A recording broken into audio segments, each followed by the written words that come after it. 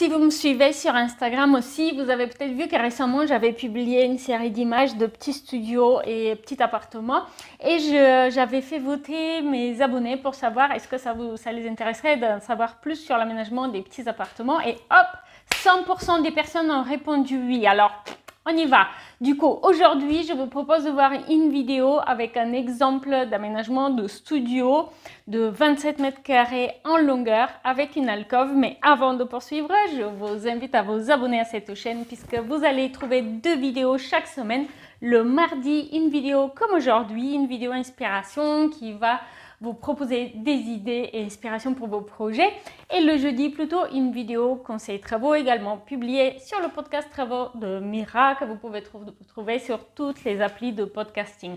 Alors, on y va maintenant et comme d'habitude, on va voir le plan de ce studio aménagé. On va voir un modèle 3D où on va pouvoir mieux comprendre comment cela marche et on va parler des pour et des contre des solutions qui ont été retenues. Et puis, on va terminer avec la visualisation 3D. De vous, j'attends de savoir quelle est votre opinion sur cet exemple et aussi si vous avez un studio à aménager, j'aimerais connaître les difficultés que vous rencontrez. Qu'est-ce qui est le plus pénible? Quelles sont les solutions les plus difficiles à trouver? Merci d'avance.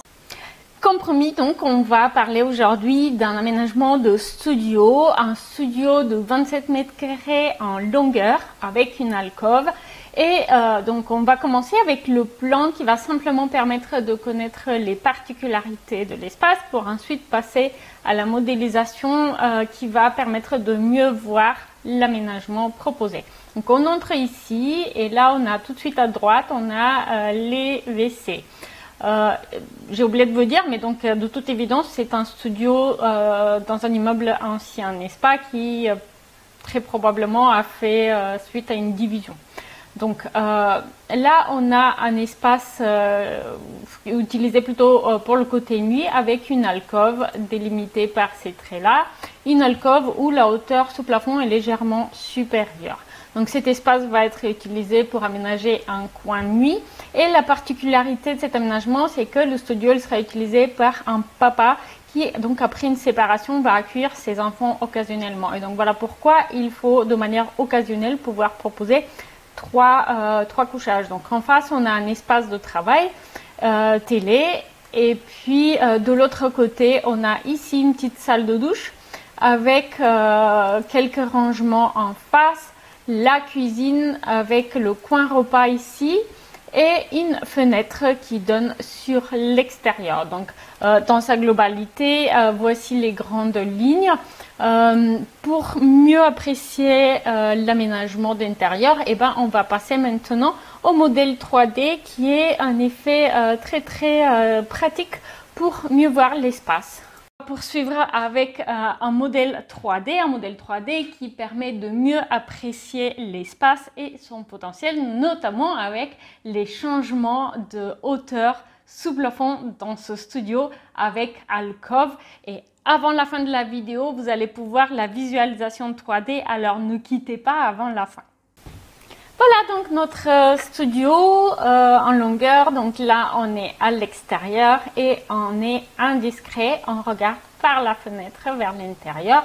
Alors forcément, on ne voit pas grand-chose. Alors, ce que je vous propose, c'est d'activer cette coupe pour qu'on puisse voir à l'intérieur. Donc, comme vous avez pu le voir sur le plan en 2D, on va entrer par ici.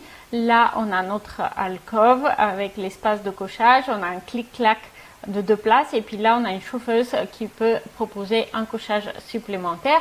Ici on a un petit coin bureau, coin télé avec un peu de rangement en dessous, vous allez les voir après quand on va activer l'autre coupe.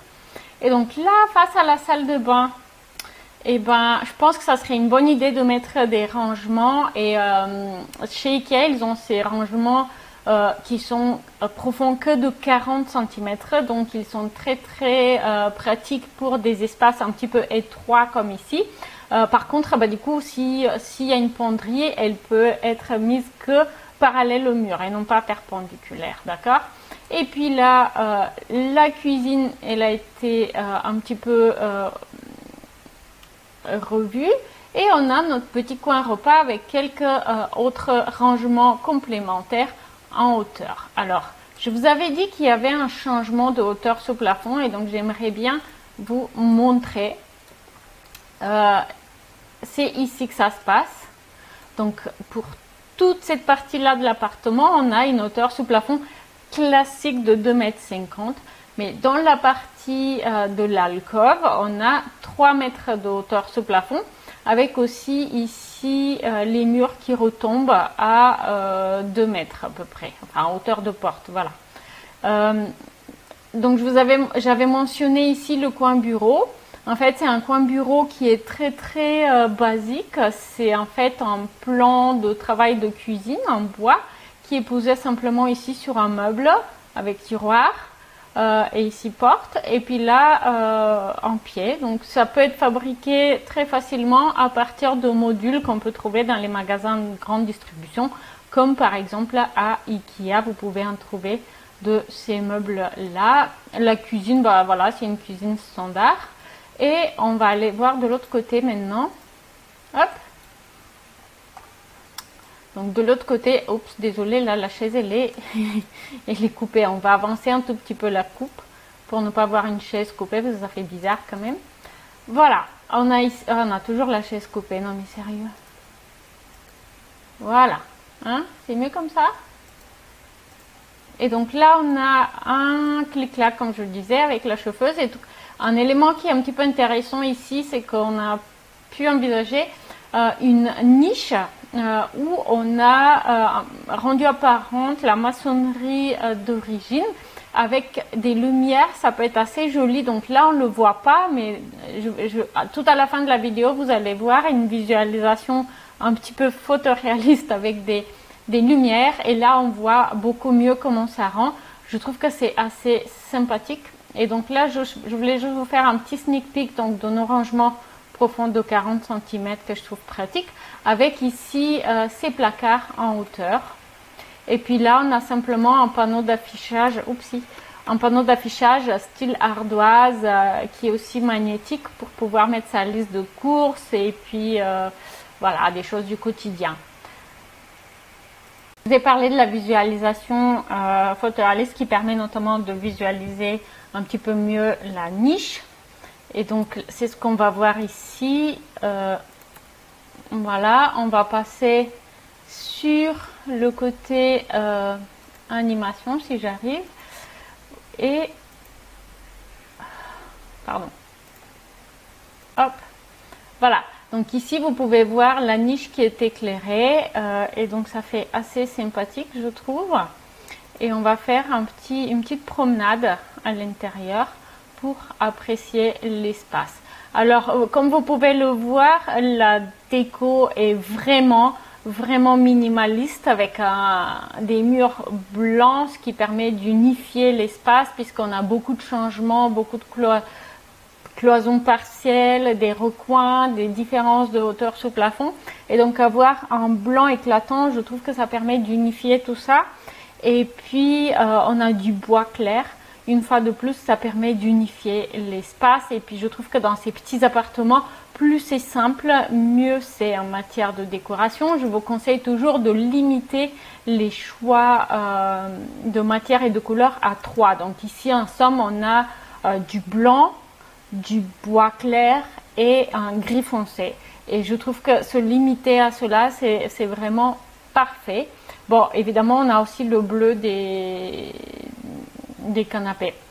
Mais limiter au maximum le choix de couleur et de matière, je trouve que c'est un avantage qui fait que on a moins l'impression d'être à l'étroit, tout comme avoir des meubles qui font partie d'une unité où on va couvrir, par exemple, comme c'est le cas, on va passer ici, on voit mieux.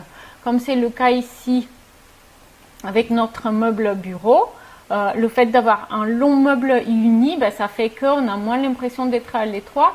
Et de la même façon, avec les meubles de rangement face à la salle de douche, et ben, le fait d'avoir un meuble uni avec des portes de la même couleur et tout ça, ça permet de moins avoir l'impression d'être dans un espace difficile à aménager et étroit. Dites-moi ce que vous en pensez. En tout cas, dites-moi si cela vous a inspiré pour l'aménagement de votre studio en longueur avec ou sans alcôve. Vous avez du mal à trouver des solutions réalistes et créatives pour votre aménagement d'intérieur, n'hésitez pas à essayer le guide Comment aménager sa maison.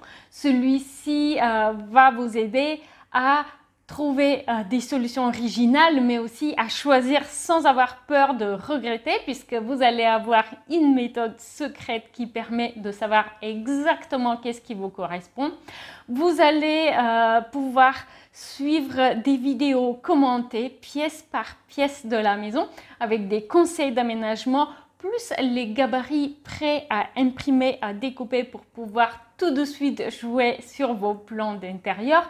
Et vous allez aussi pouvoir profiter d'un module plus technique qui, avec sa feuille de calcul pré-remplie, vous aide à estimer le prix de vos travaux, mais aussi vous donne les règles de base pour dessiner vos plans d'intérieur aux différentes étapes de projet. Et puis on va aussi parler visualisation et modèle 3D. Le lien sera bien sûr dans la description.